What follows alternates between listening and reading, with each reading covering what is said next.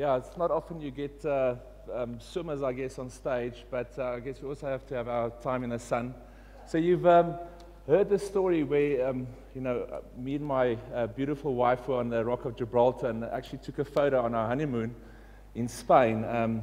Cheapest place for honeymoon overseas if you are not married yet.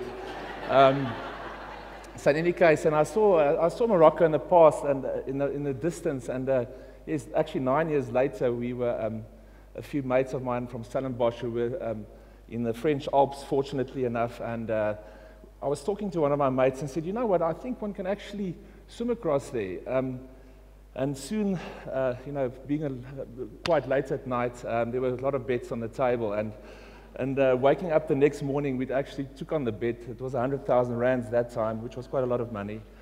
And so we had to start training quite a bit. Fortunately, the Gibraltar swim's quite organized. There's a swimming club, and they arranged that for us. And yes, I mean, the past is history, and, we did it. And we took our money, felt a bit bad. And my wife's mom, she used to run a charity in South Africa, and they got a lot of children orphanages. And I thought, well, why not rather give it to them? And that was the birth of a charity called Madswimmer.com. And well, since then we've done one major swim every year, and actually got home from the swim, and Christine, my wife, said, why don't I keep on going with this? Do an adventurous swim. And like a lot of adventurers out there, first thing, Google Earth, okay, where's the possible one-day swims, not one day, in the world? And we identified 6 of these, and so we started ticking them off. And the following year, we did swim across the Bosphorus between Asia and Europe. And the following year, just after the World Cup, fortunately or unfortunately, we went to Papua New Guinea, and we swam from Australasia, Asia. Following year, we did the Red Sea, swimming from Asia to Africa. It's exactly the same spot where Moses went over, but just the other direction, and we had to swim. The sea didn't open. That was an amazing swim. The following year, we did Panama, North South America, a lot of what they call American crocodiles. Saw 2, but not too close, luckily. And then last year, we did the last one, which we kind of left for last, between Russia and Alaska, across the Bering Strait. So talking about politics, currents, weather, these are obviously, the actual swim of the day is not, it's not that hard. It's hard, but it's the stress that goes beforehand. We have to raise quite a lot of sponsors. I mean, last year's swim, just the swim of the day, cost us R1 million. Our support boats, doctors, all the evacuation deals we had to cut with the local authorities. So it's a stress of finding the right weather day and timing a trip around that, because we are all working people, our charity, and we take some time off at work, so you've got limited time. We don't have the luxury of parking off for 3 months and giving it a few shots. So you've got to go in, do the swim, and come back, because you've got a lot of friends that have donated money. We've got a lot of corporate sponsors that are checking us out. So it's kind of make or break, and and that's kind of the big stress. So even for the swim in Russia, we had to get permission from believe it or not, from Dmitry Medvedev. He wasn't available. He was buying some farmland in Ukraine, so we couldn't get hold of him, and at the end of the day, we had to make a call, and we actually just went.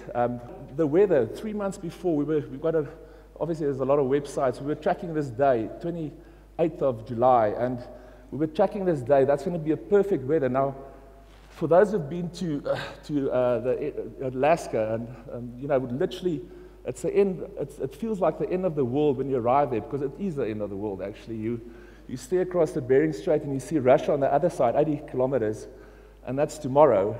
The dateline goes in between. So literally, it's the end of the world, and it feels like that. And but the weather there is atrocious, and there's like three perfect days a year that's swimmable. And we planned this, and Lisa was joking.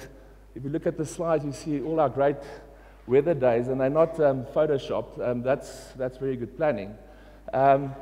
So eventually, we planned this 28th 29th of July is going to be like the perfect day. It's in the Arctic Circle. And obviously the permissions we had to let go. The currents, we couldn't get a lot of data for the currents, and that's actually Russia on the other side on that slide. And this is the US, 2 little islands in the Bering Strait we had to go to. And so we planned this, and the currents we didn't know exactly, but currents play obviously a massive effect if you swim in the water. It can kill you, if you get the currents wrong and you're swimming against it. So eventually, after a long track flying to New York and then on to Anchorage, getting a charter to Wales, we got there, and, the Inupiaq, the Eskimos, we rocked up there. We were supposed to get on the boat, head off to the island, but, they were so laid back. We ended up early in the morning, having to help fix their motors. And we slept like an hour, got onto the boat, got it to the island. And when we got to the island, the water was, first of all, the water was 3 degrees Celsius. We'd hoped for 8. The current was 7.5 kilometers an hour, which is impossible to swim. And the Russians, there's a military base on the other side, were watching us. So my whole team was freaked out. It was, guys, okay, kit up, we're going to do it. And we got our kit on, took the boat over, and just jumped in. And an hour and 5 minutes later, we did 5.5 kilometers between the islands and completed the crossing. And that was, the swim itself was okay, but the stress that goes with these it's quite stressful. Actually, the swim is the most relaxing part of it most of the times.